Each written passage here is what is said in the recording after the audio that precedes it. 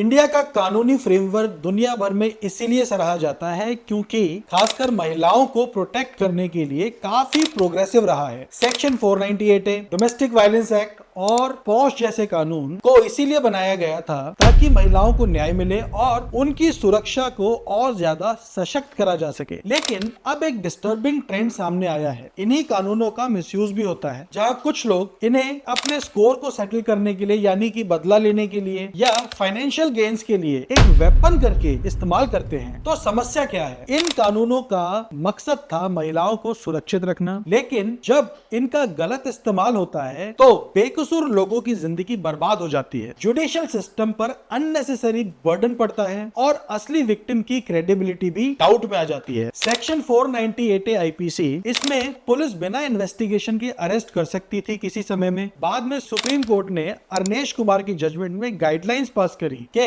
Police randomly अब किसी को अरेस्ट नहीं कर सकेगी। इसीलिए इस कानून का मिसयूज सुप्रीम कोर्ट ने रोका, क्योंकि सुप्रीम कोर्ट ने इस बात का कॉग्निजेंस लिया कि 498A आईपीसी को बहुत ही ज्यादा मिसयूज करा जा रहा है और वहां पर सुप्रीम कोर्ट के इंटरवेंशन की जरूरत थी। आज भी यह बात किसी से नहीं छुपी हुई और कॉन्स्टिट्यूशनल कोर्ट्स ने भी इस बात को माना है कि 498A आईपीसी और जितने भी मैरिज रिलेटेड मैट्रिमोनियल जो लॉज बनाए गए हैं उनका मिसयूज बहुत ही ज्यादा हमारे देश के अंदर होता है। दूसरा एक्ट है protection of women from domestic violence act. महिलाओं को शेल्टर, मेंटेनेंस, प्रोटेक्शन देने के लिए, डोमेस्टिक वायलेंस से बचाने के लिए इस एक्ट को बनाया गया था, लेकिन यह वन साइडेड माना जाता है, जिसमें अक्यूज्ड के राइट्स काफी कमजोर पड़ जाते हैं। कुछ रिपोर्ट्स के मुताबिक पॉश एक्ट को भी मिसयूज किया जाता है और अपने पर्सनल ग्रजेस को सेटल करने के लिए या प्रमोशन रिलेटेड डिस्प्यूट्स के लिए भी उसका गलत इस्तेमाल किया जाता है। तो मिसयूज का असर क्या पड़ता है? इंपॉर्टेंट बात यह है कि जो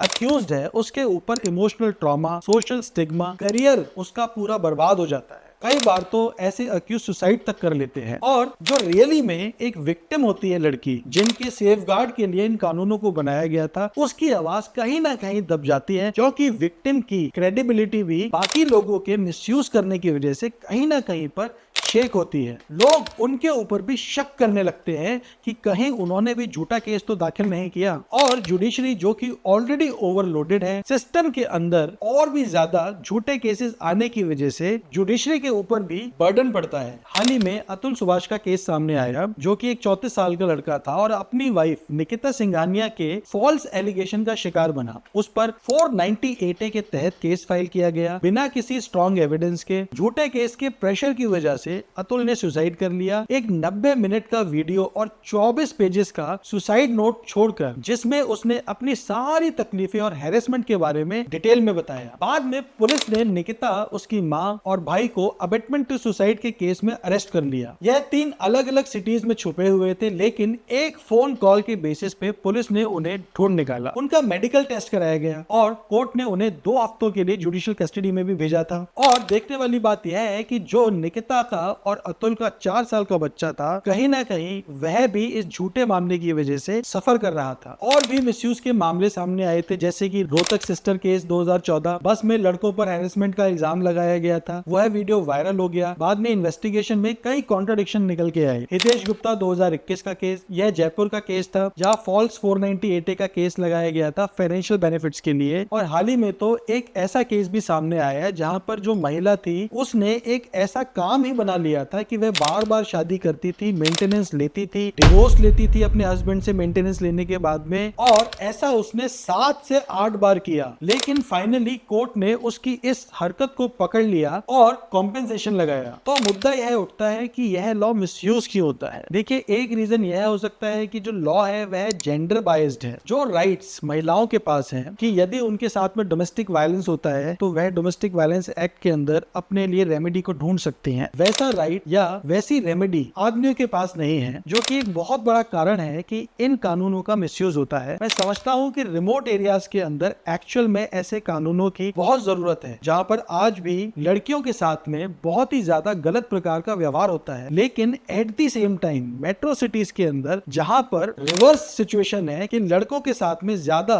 वायलेंस होता है लड़कियों द्वारा और कानून को उल्टा उनके ऊपर इस्तेमाल किया जा सकता है, यहाँ पर लॉ में एक अमेंडमेंट की जरूरत जरूरत है। ललिता कुमारी की जजमेंट सुप्रीम कोर्ट ने भी इस चीज को नजर में रखा कि एफआईआर रजिस्टर करने से पहले एक प्रॉपर प्रीलिमिनरी इंक्वायरी का होना बहुत जरूरी है। यदि प्रीलिमिनरी इंक्वायरी में निकल के आता है कि कोई कॉग्निजेबल ऑफेंस एक्चुअल में कमिट हुआ है तो ही एफआईआर को रजिस्टर किया जाए। इसमें कोई शक नहीं है कि सुप्रीम कोर्ट ऑफ इंडिया और डिफरेंट हाई कोर्ट्स ने वक्त वक्त पे लॉ को मिसयूज होने से बचाने के लिए गाइडलाइंस को पास किया है। जैसे जैसे सोसाइटी के अंदर लॉ को मिसयूज करने के तरीके बदल रहे हैं वैसे वैसे कानून को अमेंड भी करना जरूरी हो जाता है। तो कुछ सॉल्यूशंस जो मुझे लगता है कि हेल्पफुल हो सकते हैं। नंबर 1, सेफगार्ड्स को इंट्रोड्यूस करा जाना चाहिए एक्ट के माध्यम से। नंबर 2, जनरल न्यूट्रल लॉज को बनाना चाहिए। नंबर 3, जहां पर कानून मिसयूज होता है उन सेगमेंट्स में अमेंडमेंट की जरूरत है और लेजिस्लेचर को जल्दी से जल्दी मैट्रिमोनियल रिलेटेड लॉज को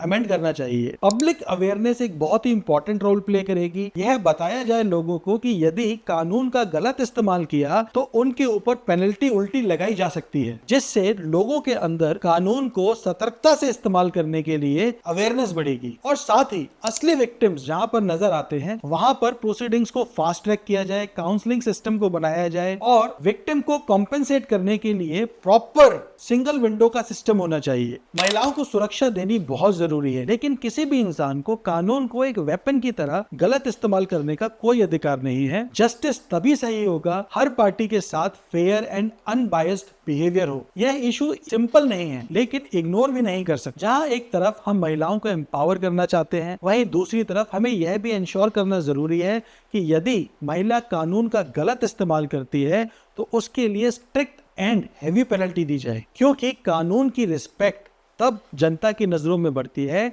जब वह एक्चुअल में जस्टिस डिलीवर करता है, ना कि सिर्फ एक तरफ का पक्ष लेने पर। तो दोस्तों, आपको हमारा ये वीडियो कैसा लगा, आपके क्या सुझाव हैं, कमेंट में हमें बताना न भूलें और ऐसी और भी लीगल जानकारी के लिए हमारे साथ जुड़े रहें।